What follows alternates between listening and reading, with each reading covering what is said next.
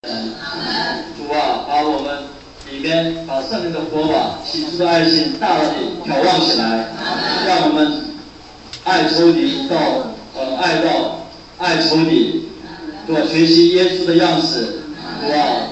在座的工人都是你所爱的工人们，对吧？你给我们这次宝贵的时间，你就给我们特别的把这个时间让我们灵里让我们在灵里头让我们培训成基督的精兵，让我们回到国内做出主的工人的样子来，通过在座弟兄姊妹们多多的灵魂造就到主面前来荣耀你的圣名。余下的时间看为宝贵，求圣灵亲自托住所讲的你的工人，让他说出对我们造就、对我们教会有造就的话语。这样的祷告交托仰望的话，奉耶稣的名求，阿门。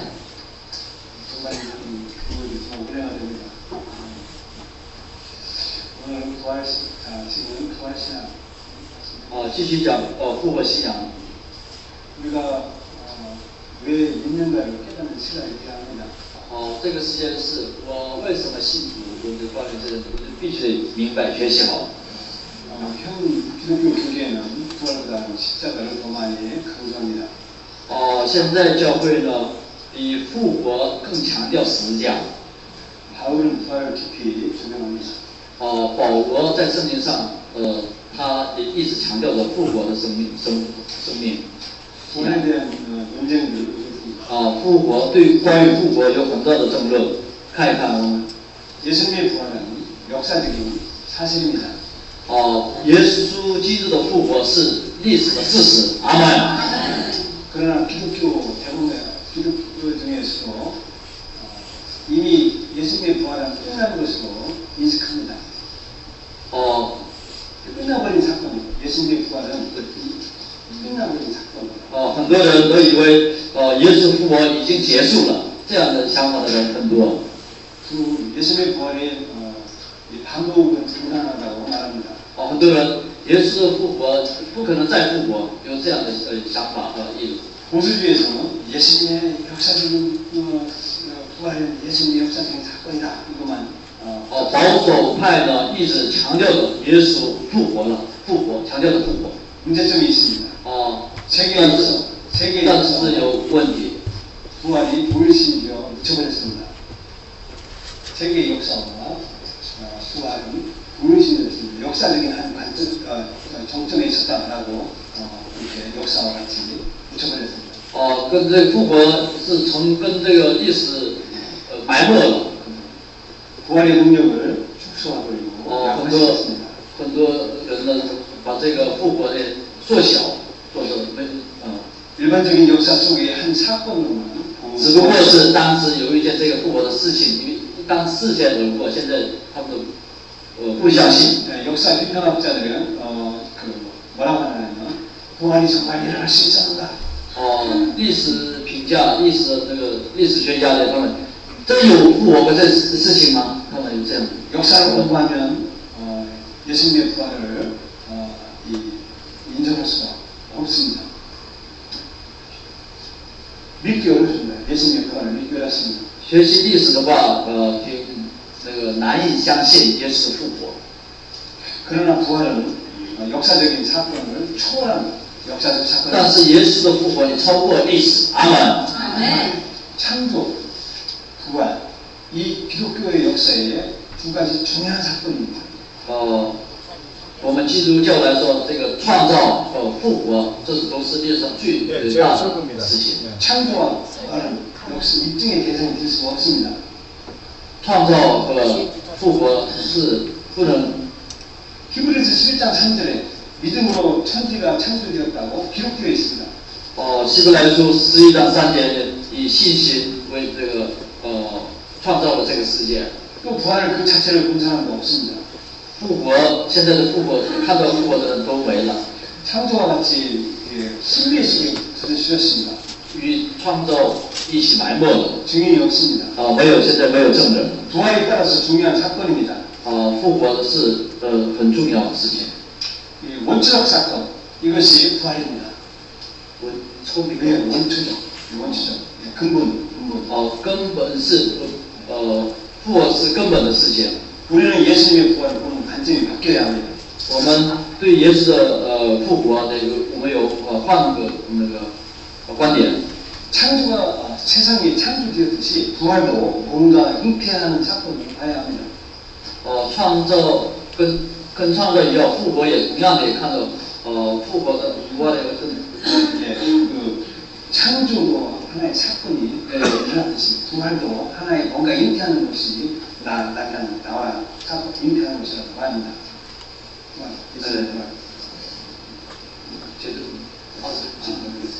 무슬림은 역사의 한 종전에 예수가 부활했다 그것을 끝나고 있지만 창조로 말미암아서 세계가 지금 진행되듯이 부활도 하나의 세계가 진행된다. 뭔가 잉태한다는 것을 제시합니다. 어떻게 얘기해야 되죠? 말을 못해요. 그냥 이런 것은 뭔가 잉태하는 사건을 봐야 합니다.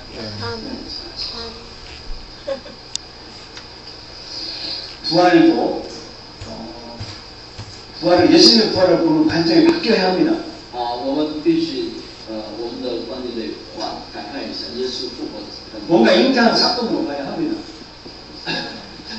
잉태했다는 말을 다시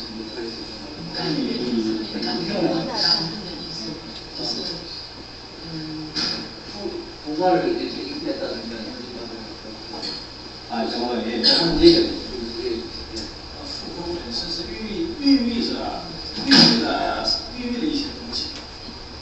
复活本身有孕育的意思，里面有内涵，就像撒种子一样。你们都听明白了？孕育부활은 불멸의 영혼을 말합니다. 复活是불멸의 영혼. 不灭的灵魂。 헬라 철학자들은 인간을 영혼과 육으로 나누고 있습니다. 希腊哲学家们是这么认为的。 영혼을 불면하는 요소로 보고 있습니다. 灵魂是不可불면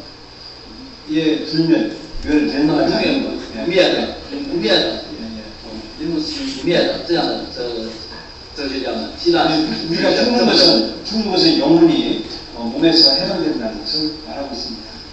希腊哲学家们这么认为，我们死了是영혼은 우리 몸에서与肉体分离。 원초적 사건으로서의 구원을 말씀해드리겠습니다. 원초적 사건으로 구원.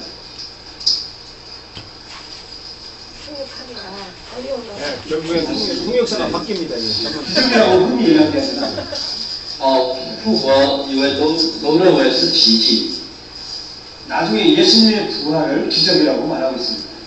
后来也是把耶稣的复活也当作是奇迹。 그래서 부활은 창조와 같은 무게를 지닌 하나의 사건입니다. 复活也是跟创造一样的，同样的重量。是复活是事实。 사도 바울의 신학이 그렇게 중요한데 그것은 예수님의 부활을 보면서 창조의 하나님과 예수님의 부활이 하나인 것을 깨달았습니다. 看到这个神的创造和耶稣基督的复活是同样的重要的，他们也都认为的。 부활은 단순한 기적이 아니라 새로운 창조의 기초가 되는 것입니다.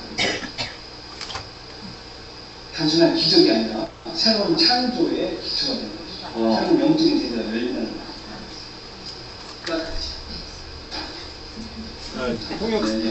전문 통역이 바뀝니다. 감사합니다. 이분은 중국에서 1000명을 지도하는 부활은 단순한 기적이 주지자입니다. 아니라 새로운 창조의 1000명을 교인을 가지고 있습니다. 复活不单是简单的历史事件，它是新的神迹的开端。 첫 창조, 천지 창조는 물질적이고 육체적인 세계입니다. 如果这个创造是物质的、人体的创造的话， 부활은 새로운 창조를 말합니다. 复活是第二个重新的创造。 영적인 세계와 영적인 몸을 지닌 세계를 새로운 창조로 말하는 것입니다. 第二个创造是要创造灵魂和复活体。 예수님이 부활 후에 무덤에 갔을 때 빈 무덤이었습니다. 耶稣复活以后呢，他的坟墓是空的。 제자들에게 나타나서 자, 제가 이번에 제주도에서 부활 신학을 강의한 말씀 중에 한 말씀이었습니다. 이제 말씀을 좀 보겠습니다. 예수님께서 부활하셨습니다. 그 예수님이 부활할 때 이 마리아에게 부활하시고서 예수님이 마리아에게 처음으로 나타나셨습니다. 무덤 곁에 세 여인이 있는데 그때 무덤 곁에 세 여인에게도 예수님이 부활해서 나타나셨습니다. 그리고 평상시 예수님이 이 땅에 부활하시기 전에 죽기 전에 예수님이 오셔가지고 제자들을 처음에 3년 반인데 1년 반 동안은 대중 집회를 열었습니다.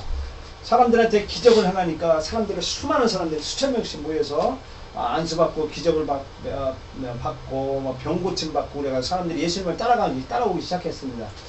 그래서 사람들이 수많은 군중 집회를 하고 나서 예수님이 이제 1년 반 이후에는 제자 사역을 했습니다. 즉 뭐냐면 12명만 또 이렇게 집중적으로 산속에다 모아놓고서 집중적으로 밥 먹고 성경 공부하듯이 밥 먹고 교육을 했습니다. 제자 사역, 집중 사역을 했습니다. 왜냐하면 예수님이 3년 앞으로 얼마 남지 않아서 이 땅에 없을 텐데 제자들에게 뭐를 가르치냐면 내가 하늘에서 내려왔다. 그리고 내가 교회를 세우러 왔다. 교회를 세우러 왔다. 그리고 너희들이 교회다. 그리고 내가 이제 죽어서 하늘나라 간다. 내가 부활한다. 제자들에게 집중적으로 산속에서 또는 움막 속에서 집중적으로 제자들에게 가르쳤습니다. 교육을 했습니다. 그런데 제자들이 예수님이 십자가에서 못 박혀 죽으셨다는 그 사건으로 끝나버린 줄 알았습니다. 그래서 제자들이 우리의 선생 지도자가 이제는 십자가에 죽었으니까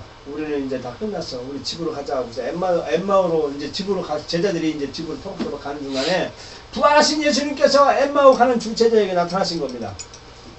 그래서 엠마오에서 제자들이 이렇게 가면서 예루살렘에서 있었던 일들을 서로 의논하면서 호박토박 할 때 내가 예수다. 내가 주님이 네가 바라는 예수입니다. 그러니까 거듭짝 놀랐습니다. 엠마오로 가는 집으로 가는 제자들이 부활하신 예수님을 만나고 나서 그들이 놀랐습니다. 그래서 아버지 선생님 하면서 주여 하면서 예수님하고 같이 엠마오에서 또 부활하신 후에 식사하신 모습이 말씀해 있습니다. 그때 도마가 의심했습니다. 어떻게 주여 진짜 당신이 나의 주시면 옆구리를 한번 보여주세요. 그래서 옆구리에 상처받은 그것을 보여줬습니다. 이게 도마가 의심한 것입니다.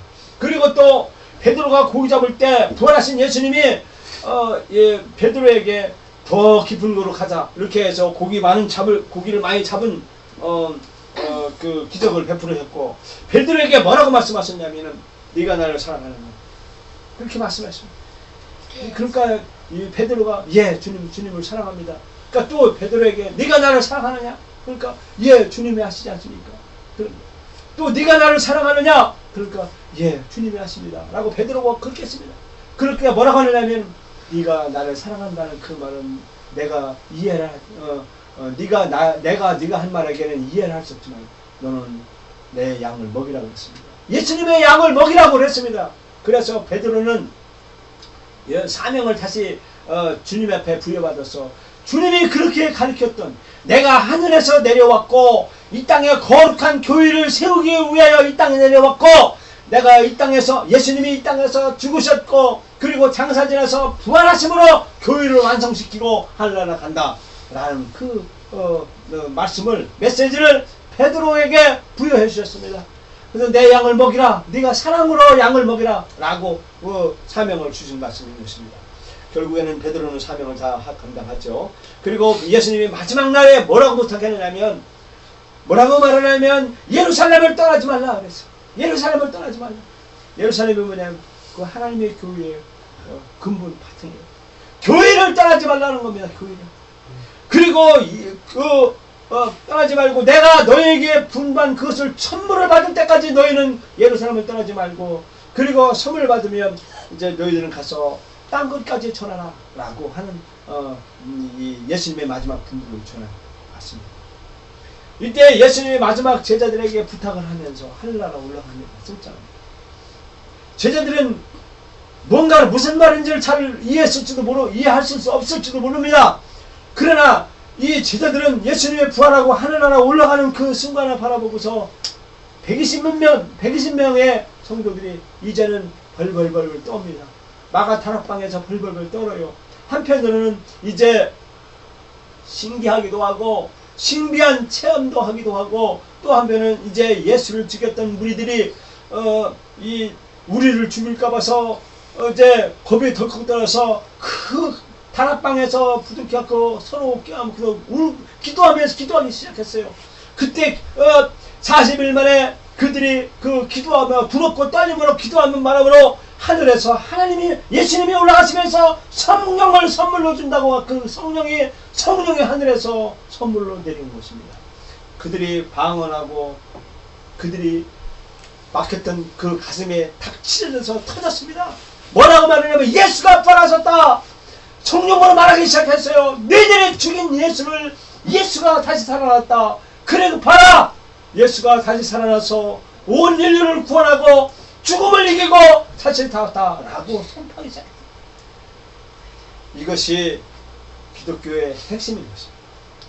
예수 그리스도가 이 땅에 교회를 세우시고, 교회의 존재 이유가 뭐냐면 예수 그리스도가 주인이시면서 거룩한 하나님의 나라, 부활하신 예수님을 전하고 우리의 왕 되신 분이 바로 부활하신 예수 그리스도를 선포하라고 예수님께서 우리에게 성령을 주셨다는 것입니다.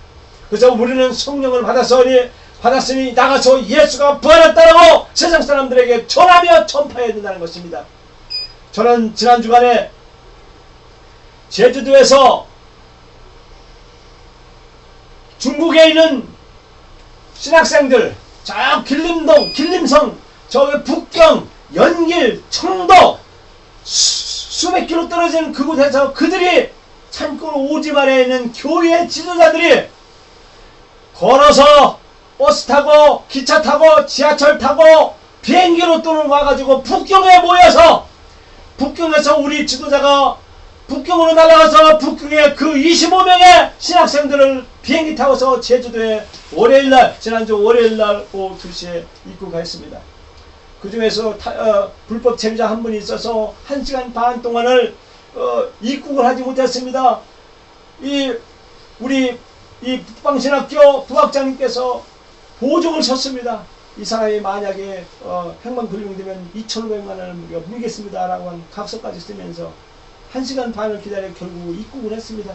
입국해서 이들을 숙소에 데려놓고 새벽 5시부터 새벽 예배, 오전 예배, 오전 강의, 오후 예배, 오후 강의, 저녁 먹고 저녁에 예배, 또 저녁 영성 집회, 밤 11시에 끝났습니다. 그들이 처음에는 찬송으로 기도하고 열리지만 처음 차참 월요일부터 하니 금요일까지 올 때 밤에 영성 집회할 때 주의 종들이 안수하고 특별한 소위도 하고 찬양하고 기도했습니다. 이들이 깨지기 시작했습니다. 울며 그들이 통곡했습니다. 또는 실신하기도 했습니다. 그리고 그들이 사명을 깨닫고 이제 중국을 변화시키겠다고 그들이 다짐하는 것을 봅니다. 중국은 지금도 종교의 자유가 없습니다. 그들이 온 그 신학생들은 중국에는 교회가 이 삼자교회라고 중국 정부의 공산당 정부에서 인정받은 삼자 교회에서만 설교할 수 있었습니다. 그러나 지하교회에 신학생들이 우리에게 온 겁니다. 지하교회에는 정부에서 허가를 줬기 때문에 거기서 설교도 할 수가 없습니다. 그러나 그들이 이곳에 와서 마음껏 찬양을 할 수 있었습니다. 그들은 중국에서 마음껏 찬양을 이렇게 할 수가 없습니다. 숨어서 해야만 했습니다. 지하교회였기 때문에 그들이 한국에서 마음껏 찬송하고 마음껏 기도하고 마음껏 말씀을 들었습니다. 그들이 고백하기를 우리는 중국을 변화시킬 것입니다 라고 고백했습니다. 그리고 또한 우리는 북한을 더 나가서 북한을 변화시킬 거라고 그들은 다짐하며 기도하고 결심한 것을 우리는 눈물겹게 받아들일 수가 있었습니다. 이와 같이 성령은 예수 그리스도가 부활하신 그 성령은 죽음을 이기고 부활하신 예수님께서 온 세상의 교회를 세우시기 위해서 이렇게 하나님께서 계획하셨다는 사실입니다. 이 그림을 보면 부활하신 승천하신 예수님을 말씀해주고 있습니다.